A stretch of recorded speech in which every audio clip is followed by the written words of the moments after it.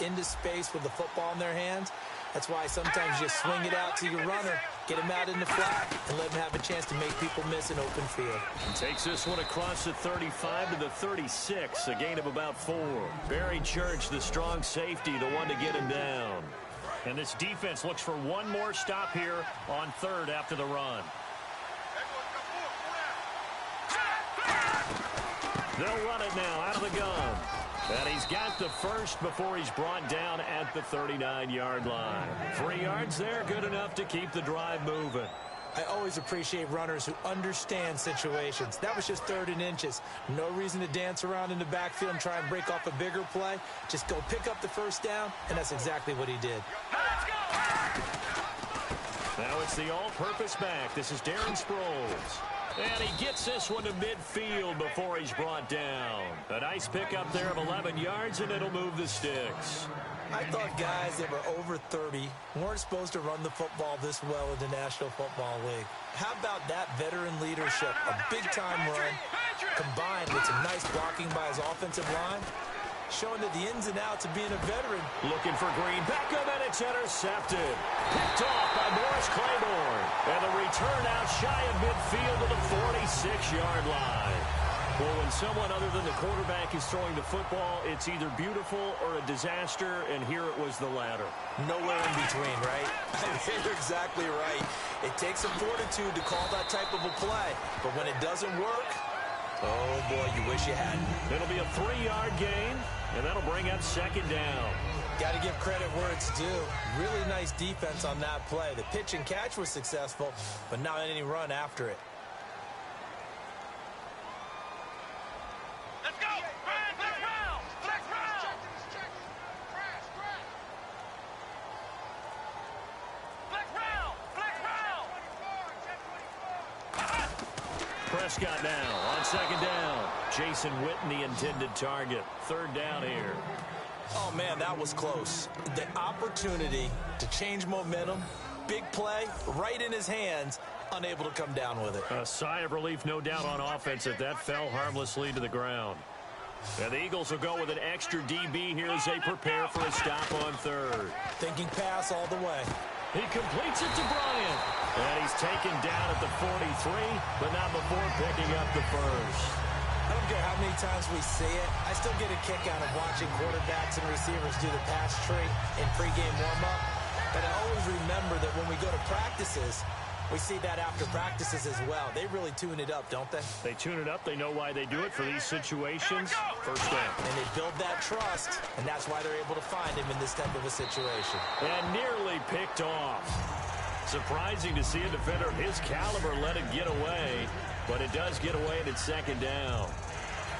2nd down here after the incomplete pass.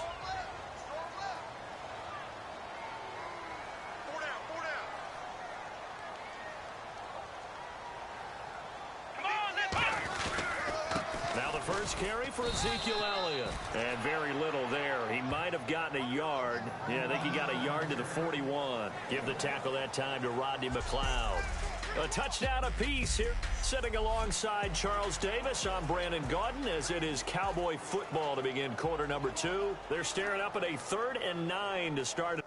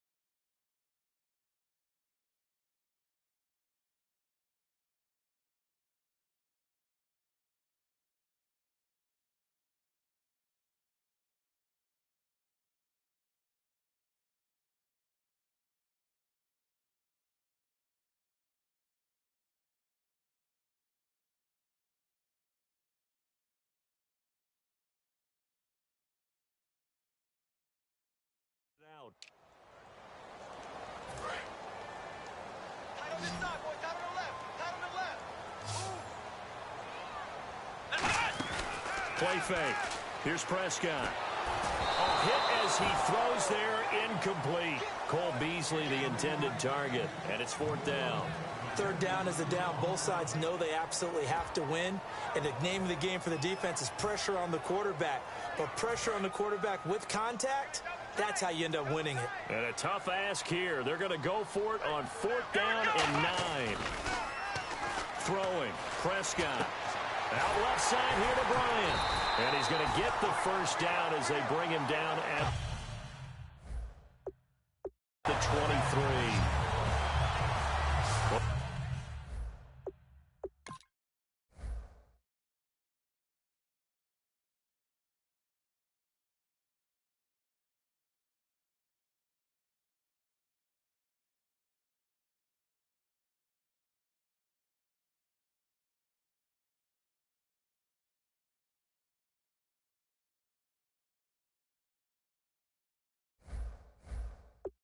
We know he's got the speed there. He needed the speed and the hands. A great catch.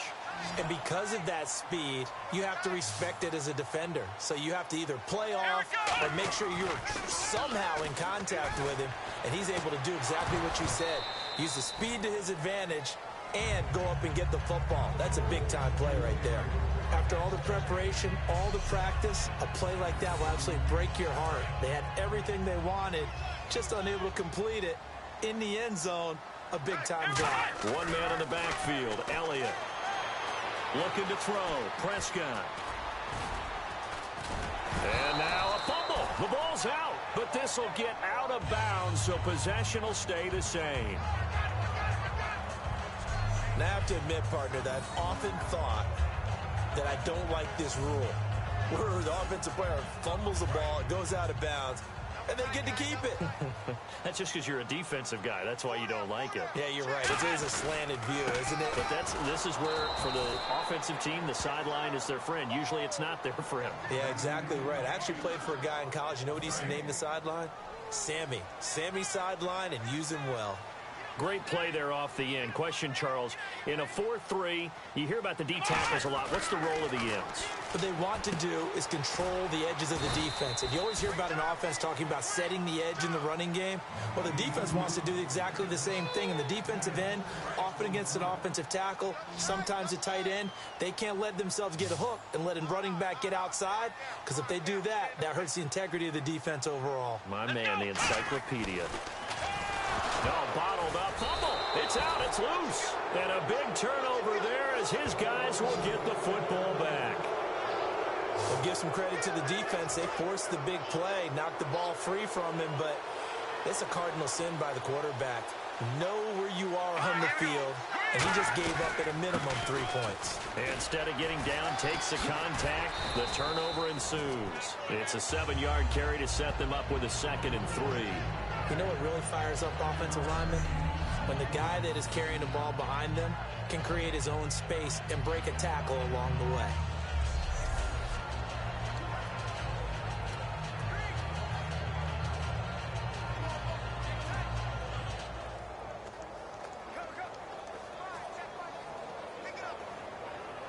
Second down following the run.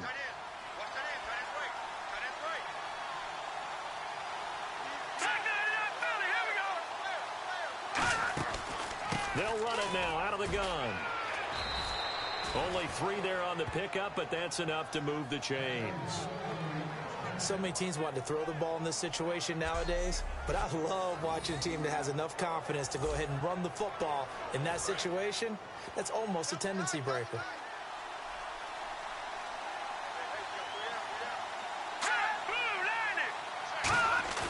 Now a play fake here on first down. Now the pressure comes and he goes down. Just inside the 10, back at the 9. The game plan for any defense is finding ways to make a quarterback uncomfortable in the pocket. When you bring pressure from all angles, you never know who's going to get home. In this case, the left cornerback, right in the face of him, puts him down.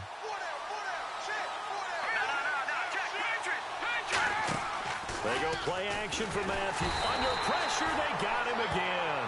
Cedric Thornton in there to get him. And this pass rush strong now. That's sacks on back-to-back plays.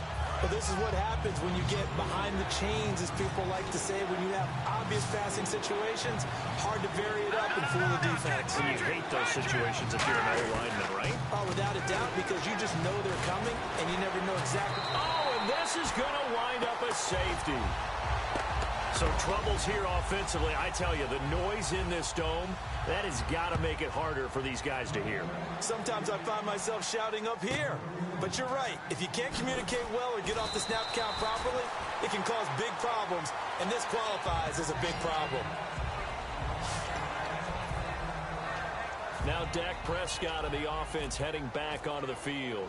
He's played a pretty clean first half, a touchdown, no interceptions. Frankly, that's what they expect out of him. They want to see the ball thrown and thrown well, and he's able to do that and put it in the end zone. They'd love to see more of that before this game finishes. But right now, he's got his team in a good spot. A good spot, maybe looking for touchdown pass number 2 here in the second quarter. On second down, Prescott again. And he fires one incomplete.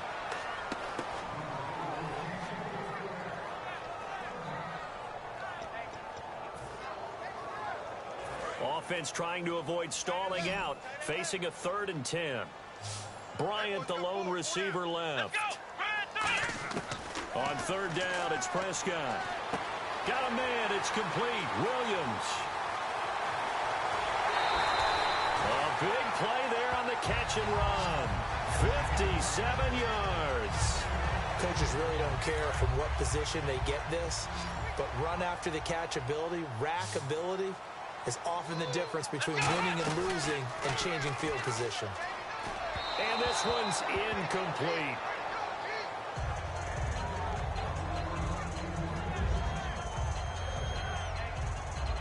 Offense looking to avoid a 3rd and long. It's 2nd and 10.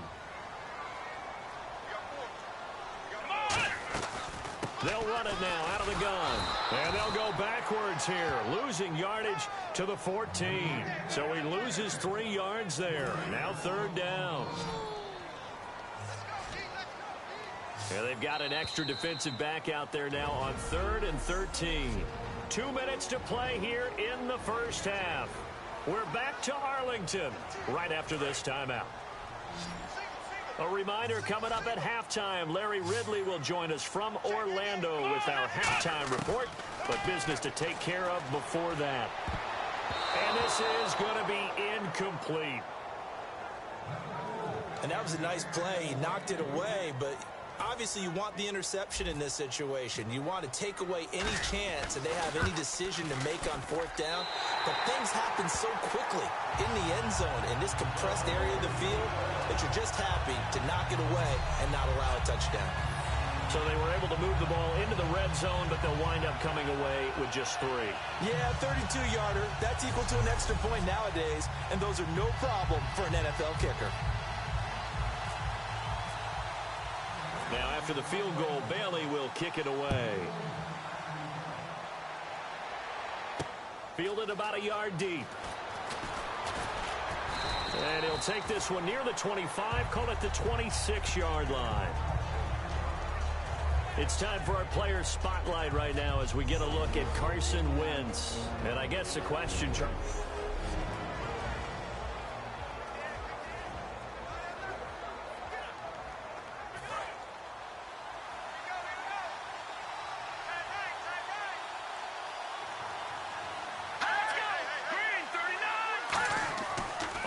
and 10. Here's Wentz. And he'll toss this one incomplete. Seeing no options, he throws it away. That incompletion, Charles, gives me a chance to put you on the clock real quick. NFC teams last year that did not make the playoffs that might make a push this coming year. Well, 3 that come to mind right away that we thought were going to be in 2016. Minnesota, remember the start they got off to before that didn't work out so well for them? Arizona, we thought they were a lock to be in the playoffs. In fact, many of us called them Super Bowl contenders. And Carolina, the defending NFC champs going into last season, they didn't make it. So I think that all 3 could return to former glory. I'm going to give you one way off the pace here. You ready? Let's go. The Los Angeles Rams. They get the young quarterback going, and that defense continues to to live up to expectations, they can make a real strong push in the West. They've got the D. You're right. They just need the O. It's a gain of just 3, and the offense likely going to yield to the punting unit here on 4th down. So on 4th down, the Eagles will call on the left foot of Donnie Jones to punt it away. Lucky Whitehead back deep for Dallas.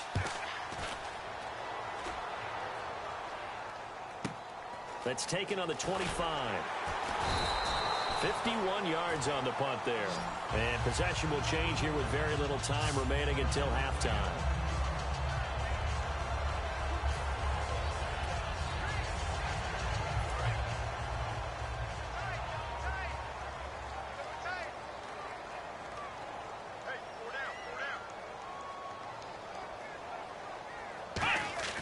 They go play action here on 1st down. He's going to fire one deep left sideline. And I think that one might have been intercepted, but he will be ruled out of bounds. So this will go only as incomplete. One thing I know from experience is that when the deep ball is thrown and you're the defender, you've got to fight that little bit of panic that emerges. You've got to play the ball really well. It's a 50-50 jump ball play. And guess what? They took a shot. How are you going to win it? And in this case, they managed to get it done. And able to get this one across the 45 before he's brought down. So we've come to... Okay, well, so much for the halftime report here. Guy can't even finish his Snickers. We're going to get right to the 3rd quarter. Let me spit this out. This fielded a few yards into the end zone. And he'll take this up past the 20 and down at the 22-yard line. Out come the Eagles now as they'll go on offense first here in the 3rd quarter. They're down here, but very much in this game. What's the tonality of a coach's talk when a game is within striking distance like this at intermission? Typically, what they're doing is emphasizing the things that went well in the first half and wanting more of that. Sure, you've got to go over some of the errors and clean up some things because there's a reason you're down. But overall, I think they want to stay positive, stay up with this team. We're just starting the second half, and we've got the football. Let's go ahead and punch it in, and then we'll take it from there. See how that recipe works. 9 yards on the pickup there as they'll be left with 3rd and 1. And that looked like some pretty easy yardage there right up the gut. And he's a guy that has some height to him. So when you don't have to drop a shoulder or create or get through contact or trash, makes it a lot easier to stay upright, see the field, and make a run as we just saw there. Just a 1-yard gain on the play, and that'll mean a call to the punt team as it's 4th down. Here's Donnie Jones now. On for his 2nd punt. He'd take a repeat of his first.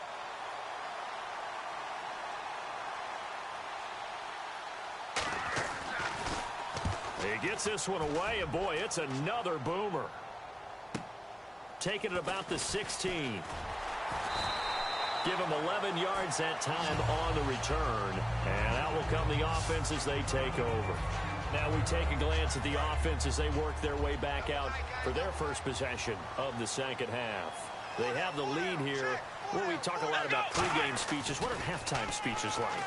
For the most part, not nearly as emotional. They're a lot more clinical. Every now and then, though, they'll get after you if they think they need to light a fire. But in this case, let's go into the virtual locker room, because here's what I think happened. They got in there and they said, listen, let's take control right away. Yeah, Defense, we got the lead. Defense, don't give up any points. Turn the ball back over to the offense and let them go down and score and give us more of a cushion in the game. Check so far. Defense shut them down. Let's see if the offense gets done. I know exactly what's going to be said about that play from the defensive perspective. What's that? That's why I tell all you guys we need more than one tackler to the ball. He broke the first tackle. Luckily enough, there were more people there to get him down. They come out with one back and 3 tight ends.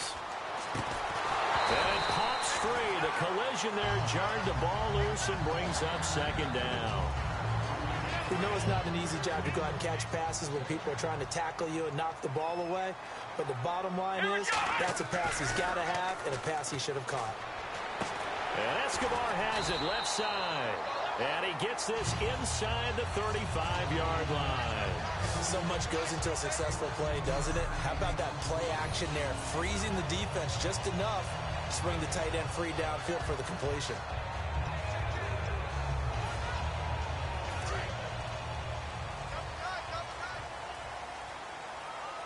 They'll come up now in the Wildcat package. And that formation won't yield much here as he'll get back to the line of scrimmage, and that's it.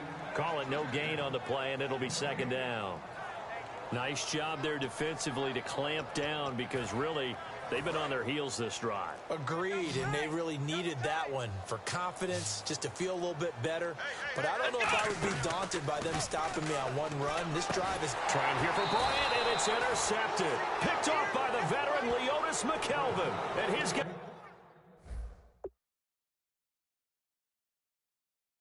are going to take on.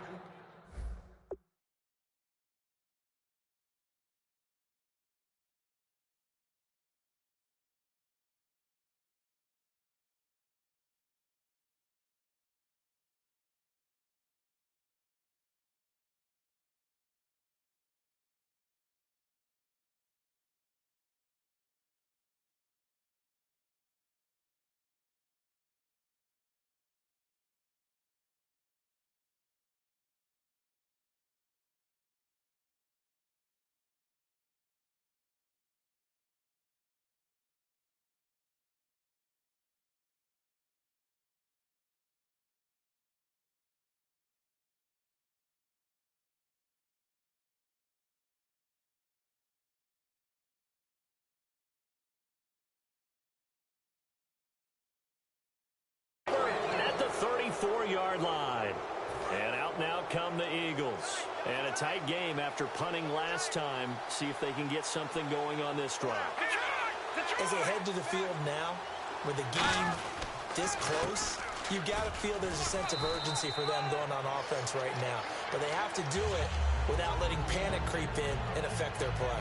First play of the drive, let's give credit all around. Excellent blocking, but the guy carrying the ball, he was the finisher. A really nice run. So this brings up a 2nd and 2. They'll come out in the pistol. On second down, Ryan Matthews. And this carry not as productive. He's swallowed up at the line of scrimmage. Tackle made there by Justin Durant. Well, a well-executed blitz, no doubt. Great job by the linebacker. Maybe the quarterback, if he could have seen that, could have audibled there. Yeah, he needed to be in a different play because that one just meshed perfectly for the defense. All the gaps were filled except for the one the offense really wanted to run through, and that was filled by a big man wanting to make a tackle. And he made a great tackle. And he's got a first down as he's up to the 48. It's a pickup of 6 and good enough to move the chains. On third down, that's a good job of situational football and understanding where the first down marker was and getting there.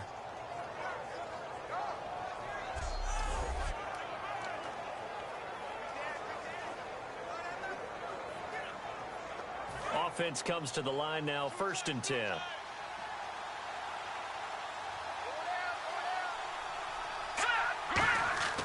Wentz now on first down. And Selleck here, left side. 7 yards, the pickup on the pitch and catch. When you execute a drag or a crossing route really well and give them a chance to let it develop a little bit, you can gain some significant yardage hitting your tight end on that one. They'll run it now out of the gun. And he'll get it down on the play to the 37. 9 yards on the pickup there, and it keeps the drive alive. That's a good, nice, crisp run. I wonder if the defense